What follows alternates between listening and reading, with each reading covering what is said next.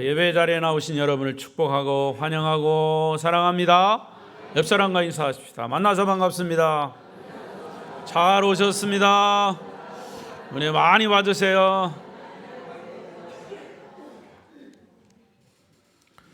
영상으로 예배하시는 분들 계시면 주의 은혜가 그 가운데도 함께 하시기를 바랍니다. 오늘 말씀의 주제는 한 사람의 영향력입니다. 다 같이 해볼까요? 시작. 한 사람의 영향력. 사실 저는 오늘 설교를 위해서 많이 기도했습니다. 왜냐하면 이번 주 수요일 4월 10일은 우리나라 국민을 대표하는 제22대 국회의원 선거날을 앞두고 우리 그리스도인들은 어떤 선택을 해야 할 것인가를 제시해야 한다는 사명감 때문입니다. 어차피 우리는 이 나라 대한민국 안에서 우리가 자유롭게 신앙생활을 하는 사람들입니다. 그래서 이 나라가 정치가들에 의해서 어느 방향으로 가느냐에 따라서 우리의 실생활도 우리의 삶도 달라집니다. 사전 투표하신 분들은 어쩔 수 없지만 그러나 국민 대표를 선택함에 있어서 우리 성도가 가져야 할 기본적인 개념과 생각은 성경에 근거한 동일한 것이어야 함을 말씀드립니다. 따라서 이제 4월 10일 투표를 하시는 우리 성도들은 오늘 설교를 잘 들으시고 하나님이 주시는 감동과 지혜의 분별력으로 국민에게 주어진 고귀한 한 표의 의무를 잘 이행하시기를 바랍니다. 오늘 말씀은 한 사람의 영향력, 이 한 사람 때문에 하나의 공동체, 그것이 어느 단체이든지 간에 또 한 나라까지도 나쁜 영향을 끼친다고 하는 그런 이야기입니다. 오늘은 특별히 본문에 근거해서 한 사람의 좋은 영향력보다는 나쁜 영향력을 살펴보겠습니다. 한 사람의 잘못된 행위로 한 나라와 백성들에게 어떤 불행이 닥쳤는가를 찾아보려고 합니다. 오늘 성경 본문은 이스라엘 백성들이 지도자 여호수아의 인도를 받아서 가나안 땅을 점령했습니다. 그리고 여리고성 전투에서는 사실은 하나님의 말씀에 순종하고 어떤 큰 전쟁 없이 여리고성만 돌무로 인해서 결국 여리고성은 무너졌습니다. 하나님의 도우심으로 통쾌한 승리를 거두은 것이죠. 하지만 두 번째 또 넘어야 할 산이 있었습니다. 그게 아이성입니다. 그 아이성 전투에서는 사실은 굉장히 만만히 봤다가 예기치 않은 패배를 경험한 장면입니다. 이 아이성 전쟁은 쉽게 승리할 것 같은 전쟁이었지만 의외의 패배를 당한 것입니다. 그런데 성경은 아이성 전투에 패배한 원인을 한 사람의 범죄 때문이라고 하나님이 지적하십니다.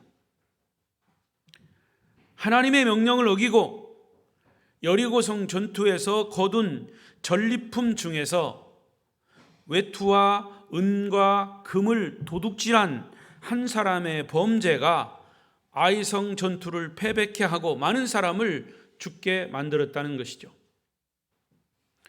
그 사람이 오늘 본문 1절에 소개되고 있습니다. 아간이라고 하는 사람입니다. 누구요? 아간. 그런데 여러분 관심 있게 보시면 이 1절에 소개되고 있는 아간이 범죄했다 이렇게 소개한 것이 아닙니다.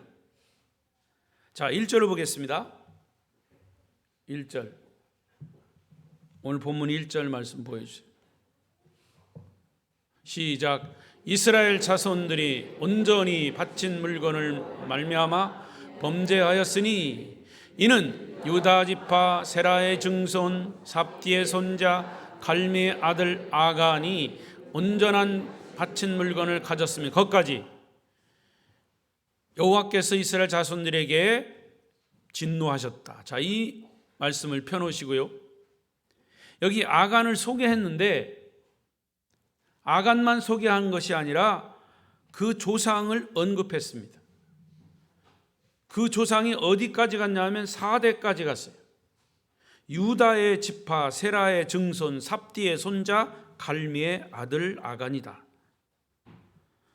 도대체 아간과 그 조상들과의 관계가 어떤 관계였는가? 여기 아간의 조상은 4대를 거슬러 올라가서 창세기 38장에 근거하고 있습니다. 창세기 38장에 보면 야곱의 12아들 중에 유다가 나옵니다. 그 유다에게는 세 아들이 있었습니다. 엘과 오난과 셀라. 유다는 첫째 아들을 위해서 다말이라고 하는 며느리를 맞이했는데 그 아들이 악함으로 인해서 일찍 죽었습니다. 율법에 의하면 형이 일찍 죽어서 형수가 혼자 있으면 그 두 번째 아들인 그 아들이 형수를 아내로 맞아들입니다. 이게 법이에요. 그래서 둘째 아들 오난이 다말을, 그러니까 형수를 부인으로 맞아들었습니다. 그런데 그 둘째 아들도 악함으로 죽었다 그랬어요. 그러면 셋째 아들 셀라에게 첫째 며느리, 유다의 첫째 며느리 다말을 줄 수밖에 없는 상황에서 그 중간에 뜻밖의 이 다말, 첫째 며느리, 이 다말의 시아버지 유다가 자기 며느리 다말을 창녀로 오인을 하고 이 다말을 겁탈을 합니다. 유다가 자기 며느리를 도둑질하는 장면입니다. 성경에 보면 그것을 잘 몰랐다, 자기 며느리인지 몰랐다 이렇게 나옵니다마는 사실은 그 창녀로 오인을 하고 들어가서 겁탈을 합니다. 도둑질한 거예요. 자기 며느리를 도둑질한 거예요.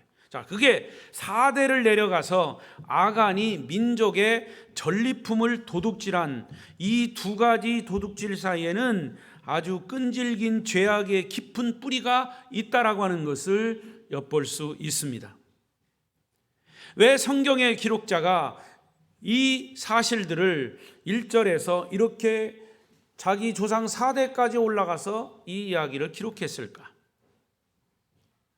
한 사람의 죄의 영향력이 자손들에게까지 이어짐으로 인해서 무서운 결과를 가져온다라고 하는 것을 기록하고 있는 것이죠. 죄악의 뿌리는 완전히 뽑아내지 않으면 또 다른 죄를 낳고 대를 이어가며 한 가정과 한 나라를 파괴하는 엄청난 결과를 낳는다고 하는 메시지입니다. 요즘 사람들이 가장 무서워하는 병이 그래도 암입니다. 암이 왜 무섭습니까? 자각 증세가 없기 때문입니다. 암은 환자가 자각 증세를 느낄 때는 이미 몸의 다른 부위에 전이 되었을 가능성이 아주 높다고 합니다. 그래서 암을 치료하려면 최대한 빨리 조기에 발견을 해서 수술을 받거나 항암 치료를 받아야 합니다. 우리 신앙생활도 마찬가지입니다. 혹시 우리에게 숨겨진 죄가 없는가? 죄는 모든 사람들에게 굉장히 빨리 전이 되는 특징이 있습니다. 그래서 아주 작은 죄의 불씨라도 그냥 방치하면 어느새 전체에 퍼져서 모든 사람들을 병들게 합니다.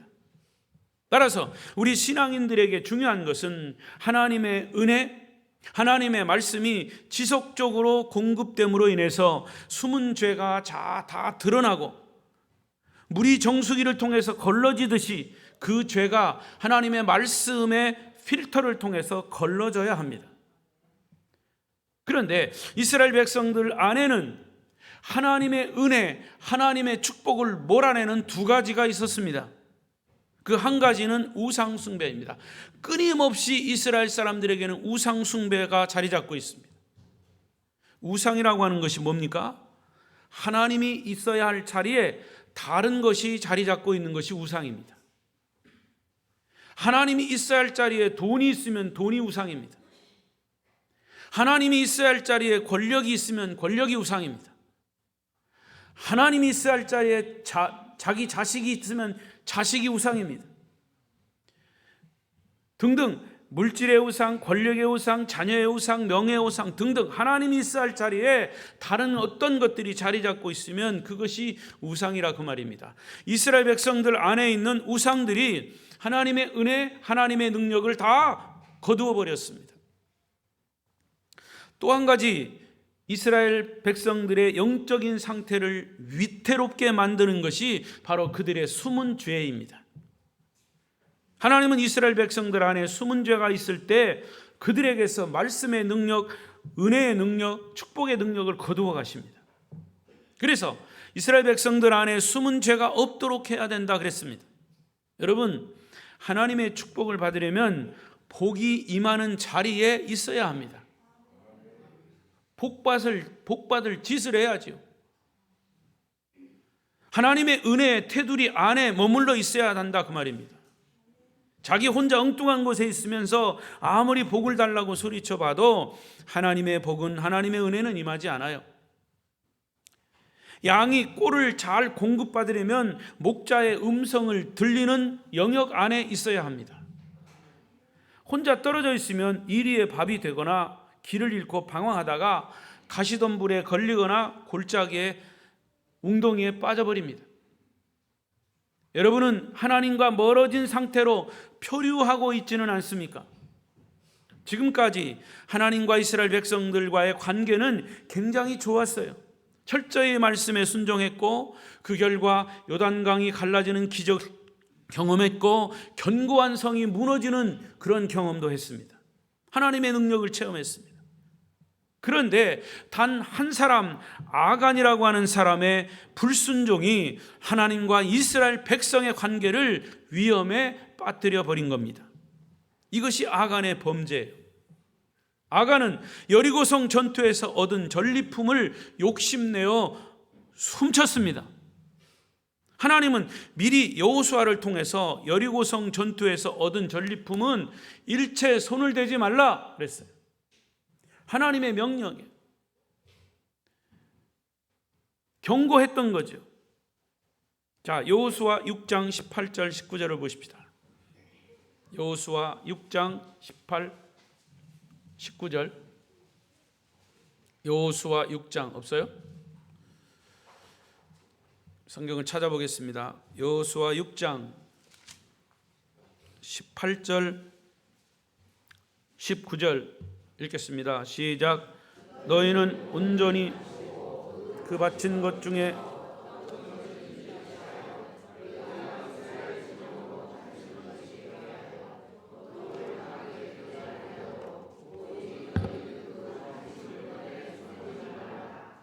은과 동철 기구들은 다 여호와께 구별될 것이니 그것을 여호와의 곳간에 드릴지니라 하니라.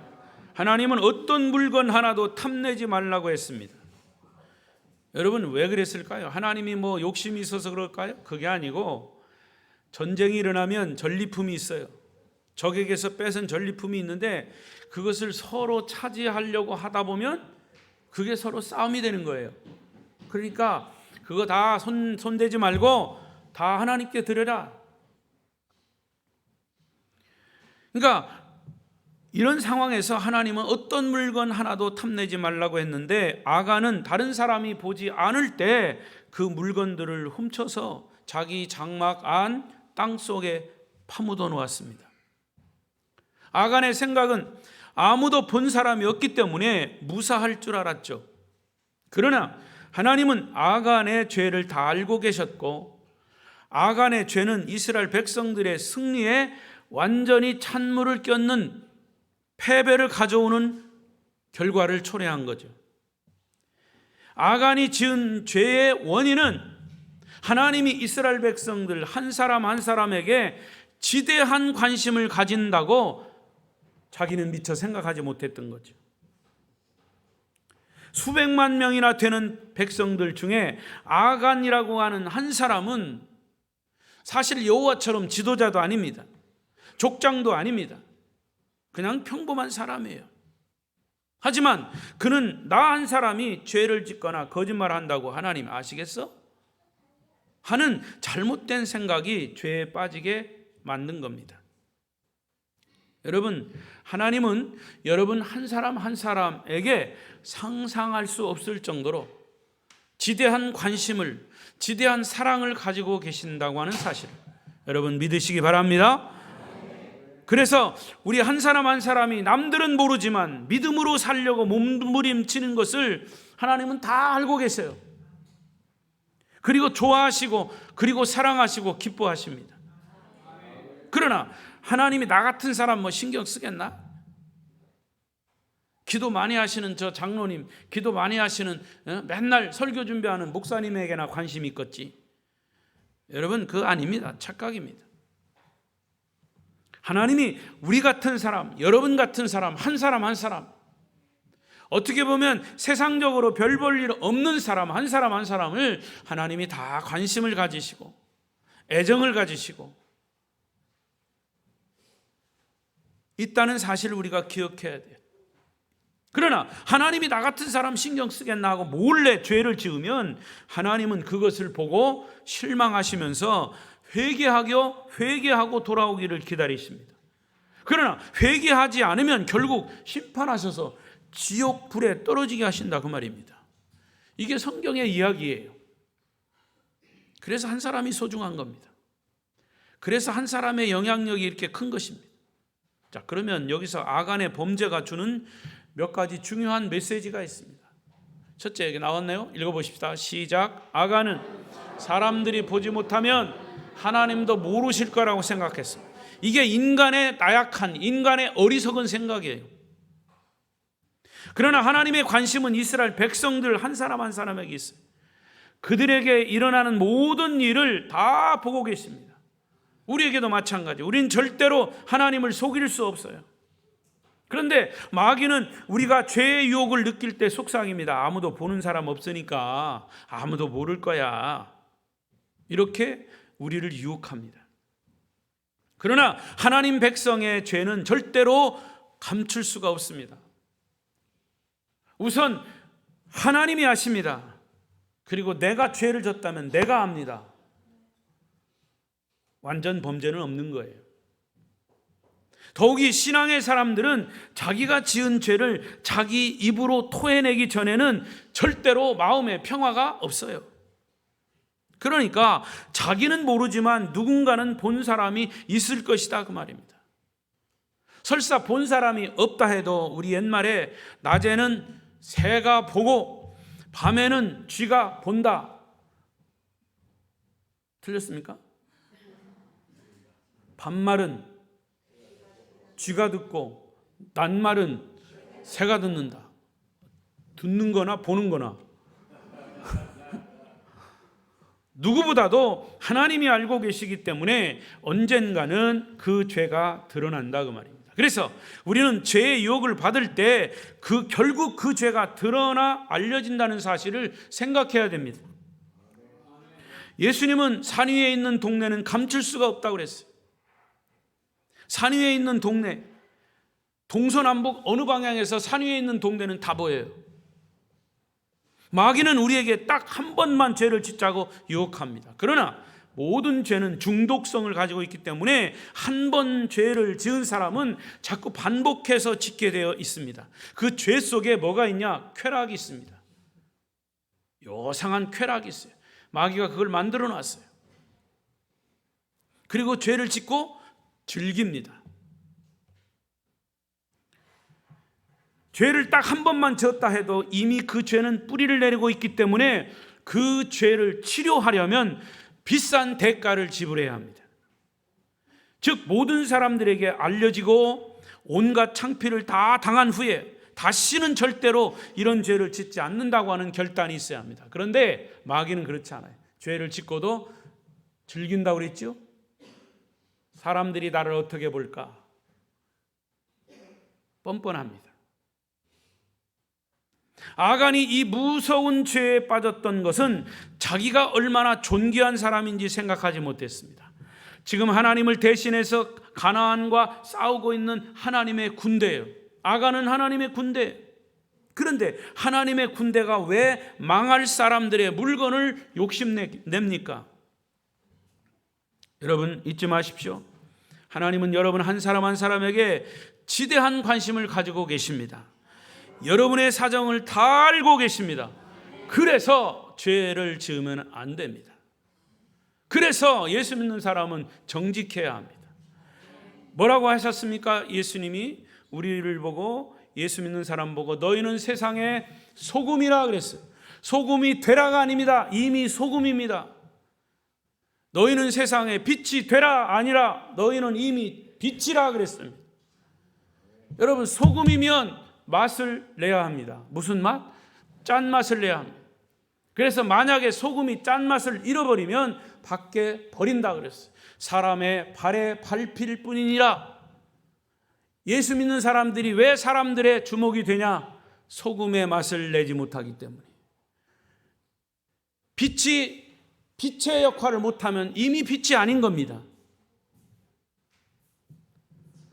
국민의 대표를 선택하는 선거도 마찬가지입니다. 국민의 대표라 함은 최소한도 거짓말하는 사람이나 죄를 저지른 이력을 가진 사람이 대표가 된다면 이 나라가 어떻게 되겠습니까? 우리 그리스도인들만은 좌로나 우로나 치우치지 말고 하나님의 말씀이 기준이 돼서 사람을 선택해야 합니다. 그런 기준도 없이 남의 말을 듣거나 분위기에 휩쓸리지 말아야 합니다. 우리에게는 얼마나 확실한 말씀의 기준이 있습니까? 성경은 기준이라고 그랬습니다. 캐논, 기준. 말씀의 기준에 따라 여러분 기도하시면서 주관적 선택을 하시기를 바랍니다. 결정은 여러분들이 하시는 겁니다. 두 번째로, 아간은 자신의 행동이 이스라엘 민족에게 얼마나 악한 영향을 미칠지 생각하지 못했습니다. 그렇습니다. 이스라엘 백성들은 광야에서 40년 동안 방황한 사람들입니다. 사실 그들에게 여리고 성의 귀한 물건들은 너무나 욕심나는 것들이 많았습니다. 아까 말씀드린 것처럼 전쟁이 끝나고 나서 이제 우리가 승리했습니다. 그들은 포로가 됐습니다. 그러면 거기에서 뺏은 전리품들이 많아요. 귀한 물건도 많아요. 만약에 그것을 갖는 사람이 임자다 그러면 서로 싸움 박질할 거예요. 그래서 하나님이 그걸 다 욕심내지 말고 하나님께 올려라 그랬어요. 그럼에도 그들은 하나님의 명령대로 자신들의 욕심을 꾹꾹 참고 전리품을 다 불태웠든지 하나님께 올려드렸습니다. 그런데 아간 한 사람이 이런 식으로 하나님의 말씀에 불순종하고도 살아남는다면 그 다음부터 다른 사람들에게 전이 돼서 탐욕의 눈이 어두워질 것입니다. 그리고 무질서하게 될 것은 불보듯 뻔한 사실이에요. 광야에서 눌려있던 욕심이 폭발하게 되면 그것은 걷잡을 수 없게 됩니다. 한 사람의 탐욕 때문에 질서가 무너지면 안 된다는 것이죠. 한 사람의 범죄가 이스라엘 전체를 오염시키게 됩니다. 나라의 정치에, 나라의 지도자가 거짓말하고 도둑질하고 이런 사람이 지도자가 되어보세요. 그 나라가 엉망진창이 될 겁니다. 이스라엘 백성들은 오직 하나님의 도우심으로 살아가는 사람들입니다. 만일 하나님이 그들을 돕지 않으시면 당장 망할 수밖에 없는 사람들이. 그런데 아간은 자기 한 사람의 욕심이 이스라엘 전체를 망하게 한다는 사실을 미처 생각하지 못한 거지요. 하나님은 우리 인간이 죄를 전혀 짓지 않을 것이라고 생각하지는 않으십니다. 인간이 죄인이기 때문에 죄를 저지른다라고 하는 것도 하나님이 아시래요. 단지 하나님이 싫어하시는 것은 뭐냐? 위선입니다. 위선. 죄를 지었는데도 회개는커녕 짓지 않은 것처럼 시침이 떼고 있는 것을 가장 싫어하십니다. 그래서 하나님은 아간의 죄로 인해서 이스라엘 백성들에게 진노하셨습니다. 결과로 하나님이 지도자 여호수아에게도 말씀하시지 않고 그들의 전쟁을 돕지 않으셨기 때문에 아이성 전투에서 패배한 거예요. 하나님이 이스라엘 백성들에게 진노하신 이유는 아간이 하나님을 속이고 하나님이 금하신 물건을 몰래 도둑질한 것 때문이에요. 그러나 이러한 죄를 그냥 두었을 때 이스라엘 백성들의 탐욕은 하나님의 말씀에 대한 권위를 땅에 떨어뜨리고 아무런 힘을 쓰지 못하게 한 것이 더 큰 문제였죠. 이런 일이 전쟁의 패배로 나타난 것입니다. 만약에 이런 죄를 눈 감아주면 온 이스라엘 백성들이 아간처럼 되는 것은 시간 문제예요. 하나님 말씀을 무시하고 자기 욕심대로 행하고도 아무렇지도 않게 생각할 수 있다는 겁니다.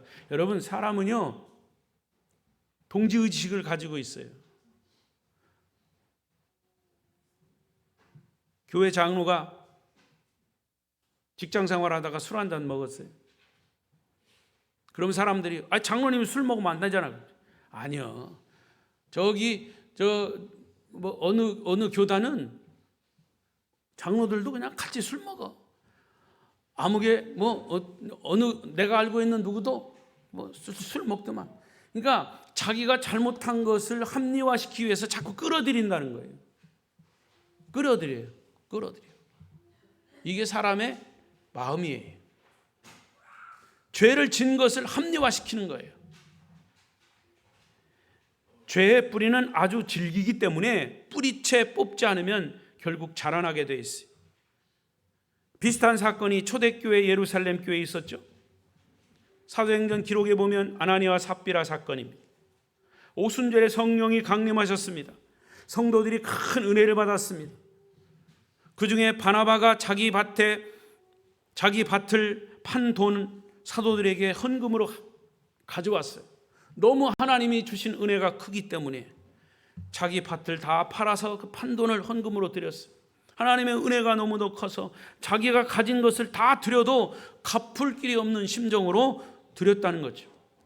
그때 그것을 보고 아나니아 삽비라도 자기 소유를 판 돈을 가지고 왔는데 돈을 보니까 견물생심이라 욕심이 생겨서 일부는 감춰두고 나머지 가지고 와서 사도들에게 이거 우리도 이렇게 다 가져왔습니다. 여러분, 그 상황에서 누가 일부 남겨놓았다고 하면 누가 뭐라 하겠습니까? 그러나 그들은 일부 남겨놓고 이게 다 가져왔다 거짓말을 한 거예요. 누가 뭐라고 할 사람 아무도 없는데, 그러나 이들은 사람들로부터 칭찬받기 위해 전부라고 속였던 거죠. 결국 그 부부는 차례대로 현장에서 즉사했습니다. 성령을 속였다는 죄로. 이 사건이 주는 하나님의 메시지가 있습니다. 그것은 헌금을 가지고 하나님의 교회를 속이고 더럽힐 생각은 아예 하지 말라는 거죠. 여러분, 우리가 하나님을 속일 수 있다고 생각하는 그 자체가 무서운 죄악입니다. 만약 하나님이 이런 죄를 그냥 두시면 앞으로 더 많은 사람들이 거짓된 헌금을 드리면서도 인정받고 칭찬받으려고 할 것이다. 그러면 교회 안에 순수한 감사와 순수한 눈물은 없어지고 거짓말쟁이들의 위선적인 자랑만 가득하게 될 것이다. 그런 얘기죠.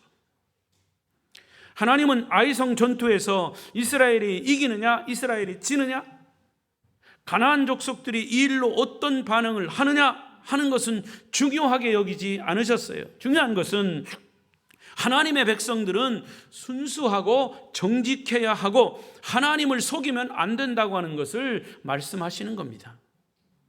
결국 아이성 전투는 한 사람의 정직하지 못한 죄의 영향력 때문에 많은 사람들이 목숨을 잃고 패배한 결과를 가져왔던 것이죠. 세 번째, 자, 이때 하나님께 대한 여호수아의 반응을 보십시오. 오늘 본문 6절입니다. 시작. 여호수아가 옷을 찢고 이스라엘 장로들과 함께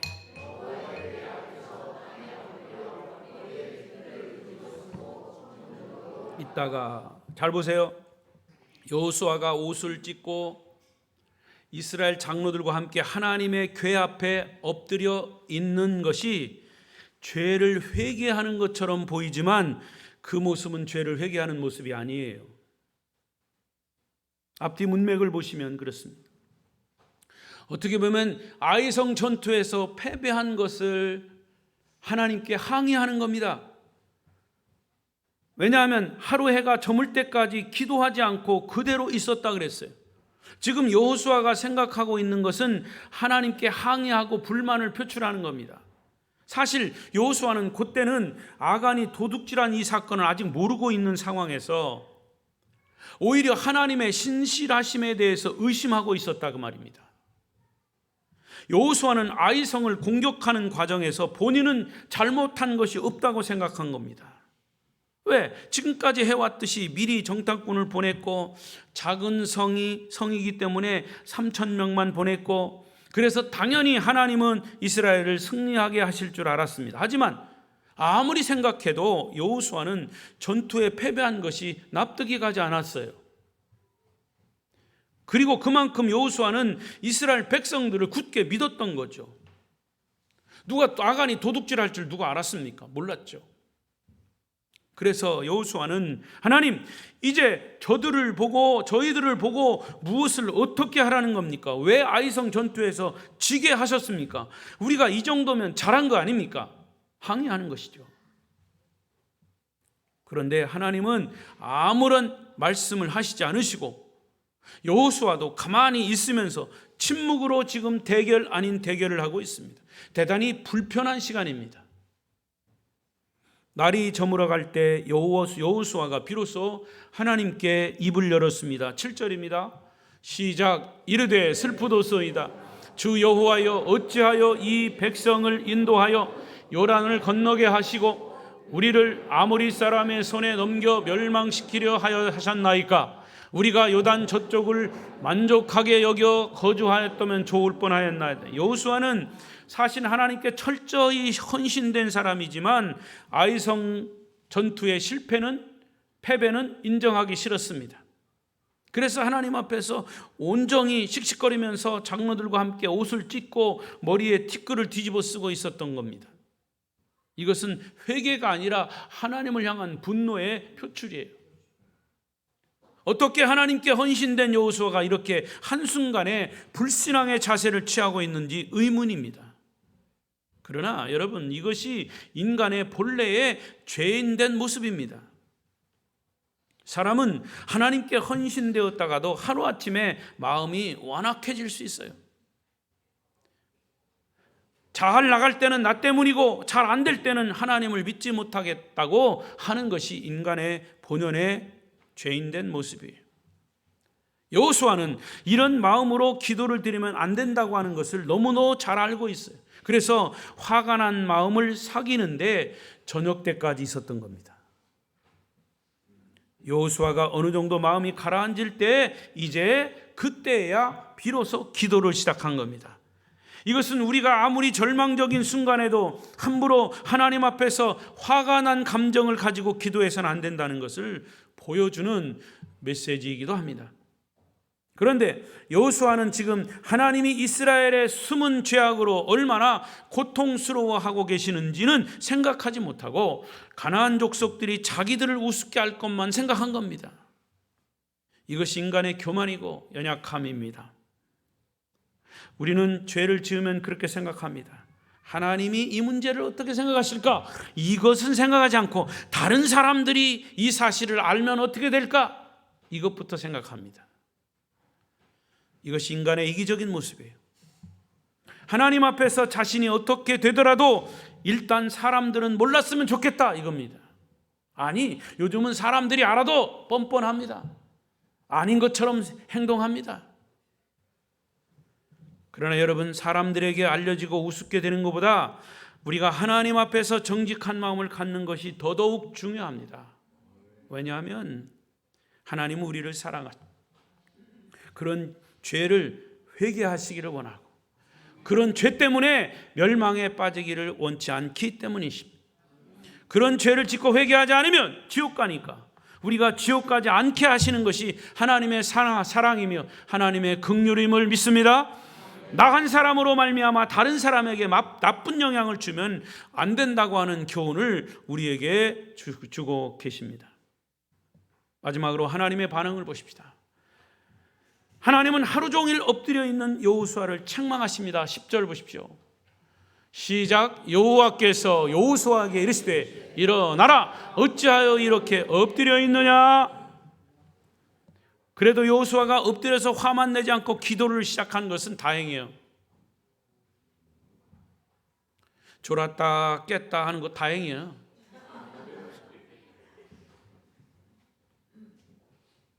여러분, 여호수아가 기도를 시작하자마자 하나님이 반응하신 겁니다. 우리가 화내고 씩씩거리고 있으면 하나님은 침묵하십니다. 여호수아가 분을 사귀고 자신이 걱정하고 있는 것을 하나님께 기도로 말씀드리자 하나님도 여호수아에게 반응하기 시작하셨어요. 일어나라! 어찌하여 엎드려 있느냐? 이스라엘 안에 있는 죄를 해결해야 하기 때문입니다. 하나님은 이스라엘 백성들 안에 숨은 죄가 있는 것과 그것 때문에 전쟁에 패할 수밖에 없었다고 하는 것을 자세히 설명하시는 겁니다. 하나님이 설명하시는 겁니다. 11절 12절 시작. 이스라엘이 범죄하여 내가 그들에게 명령한 나의 언약을 어겼으며 또한 그들이 온전히 바친 물건을 가져가고 도둑질하며 속이고 그것을 그들의 물건들 가운데 두었느니라. 그러므로 이스라엘 자손들이 그들의 원수 앞에 능히 맞서지 못하고 그 앞에서 돌아섰나니 이는 그들도 온전히 바친 것이 됨이라. 그 온전히 바친 물건을 너희 중에서 멸하지 아니하면 내가 다시는 너희와 함께 있지 아니하리라. 하나님은 아간 한 사람이 지은 죄를 온 이스라엘이 범죄했다고 규정한 것입니다. 아간 한 사람만 벌하면 되는데 아간 한 사람 때문에 그 이스라엘 전체가 범죄했다고 말씀하시는 겁니다. 그만큼 한 사람의 숨은 죄의 영향력이 크다는 것을 말씀하시는 거죠. 차라리 드러난 죄는 다른 사람들도 알기 때문에 주의를 기울이면 되지만 숨은 죄는 사람들이 모르기 때문에 어느 한순간 그것이 누룩처럼 번져가는 거예요. 여호수아가 잘못했다는 것이 아닙니다. 지도자이지만 여호수아가 백성들의 모든 처지를 다 알 수가 없어요. 이런 죄를 미리 막을 수도 없어요. 그저 이스라엘 백성들의 믿음, 그들에게 믿음을 가진 거죠. 그러나 일단 일이 터진 후에는 빨리 지도자가 수습을 해야지 실망한 채로 좌절하거나 가만히 있으면 더 큰 문제로 확산한다는 것입니다. 그래서 12절 말씀은 아간이 도둑질하고 속인 것 때문에 아이성 전투에서 패배한 것이니까 우선 그 문제부터 빨리 해결하라. 그렇지 않으면 하나님이 앞으로 너희와 함께 하지 않을 거다. 무서운 얘기입니다. 우리 모두는 죄인이기 때문에 아무리 기도하고 훈련을 해도 죄를 완전히 차단할 수는 없어요. 그래서 믿었던 사람이 죄를 지었을 때 너무 과도하게 실망하거나 미워하는 것도 옳지 않아요. 단지 그때그때 하나님의 긍휼을 구하고 빨리 수습을 해서 하나님의 은혜가 회복되게 하는 것이 리더인 여호수아의 역할이었습니다. 이것은 목회하는 목회자의 역할이기도 합니다. 여러분, 작지만 숨은 죄가 있으면 그것은 개인과 교회 공동체의 부흥을 막는 악한 요소가 되는 겁니다. 따라서 우리는 개인과 교회의 부흥을 가로막는 숨은 죄를 하나님 앞에 회개해야 합니다. 더 나아가 우리 그리스도인들은 나라의 지도자들의 죄를 그들이 잘못한 것을 그들이 알지 못하기 때문에 그것을 우리가 대신 회개하면서 하나님의 긍휼을 구해야 합니다. 목사님, 내가 잘못한 거 없는데, 내가 잘못하지 않았지만 지도자가 잘못하면 우리 모두가 잘못되는 겁니다. 그러니까 지도자가 잘못된 것을 우리가 뒤집어 쓰고 주님 앞에서 그들의 잘못을 회개하는 것이 우리 그리스도인의 역할입니다. 그래서 우리 한 사람 한 사람이 하나님 앞에 바로 서야 하는 이유가 바로 여기에 있습니다. 성도 여러분, 한 사람의 죄로 인한 악한 영향은 나라를 망하게 할 수도 있습니다.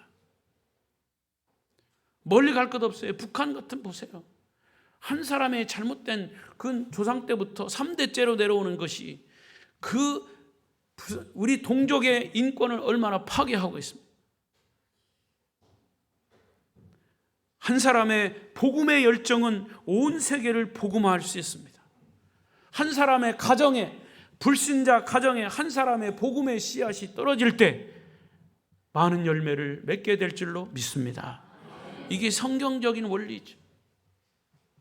우리 아름다운 교회 한 사람 한 사람이 복음으로 향기를 발하는 성도로서 말씀 위에 복음 위에 굳게 서시기를 축복합니다. 말씀을 맺겠습니다. 평소에 마치 숨을 쉬듯이 죄를 고백해야 하나님의 은혜가 우리 속에 늘 머물러 있는 것이죠. 이제 우리는 하나님 앞에서 위선의 탈을 벗고 정직하고 겸손하게 늘 회개하는 마음으로 살 때 하나님의 은혜가 우리에게서 떠나지 않을 것입니다. 오늘 본문 13절은 하나님께서 여호수아에게 이스라엘 백성들이 회개하지 않은 숨은 죄는 그것을 온전히 회개하고 거룩할 것을 명령하십니다. 그것이 없을 때는 내가 너희와 함께하지 않겠다. 여러분, 하나님을 믿는 사람들에게서 하나님이 떠난다고 하는 것은 저주예요. 오늘 이 말씀은 오늘 우리들에게 하시는 말씀이고 앞으로 이 나라에 주시는 말씀이기도 합니다. 어찌 보면 사람들은 정치가들도 그렇고 사람들은 너나 할 것이 있습니다. 다른 어느 때보다도 이번 22대 국회의원 선거는 우리나라의 앞으로의 운명을 좌우한다고 얘기합니다. 그럴 때일수록 우리 그리스도인들이 바른 생각을 가지고 하나님 앞에서 결국 이 우주는, 이 나라는, 이 백성은 하나님이 다스려야 하시오. 하나님이 다스리는 나라가 돼야 합니다.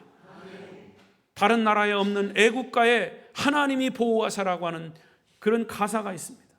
이게 그냥 돼 있는 게 아닙니다, 여러분. 왜 하느님입니까? 하나님이지. 그게 중요한 게 아니라 거기서 말하는 하나님, 정말로 창조주 하나님, 하나님이 보호하시는 대한민국임을 믿습니다. 그래서 하나님 앞에 바로 서야 합니다. 그래서 지도자가 바로 서야 합니다.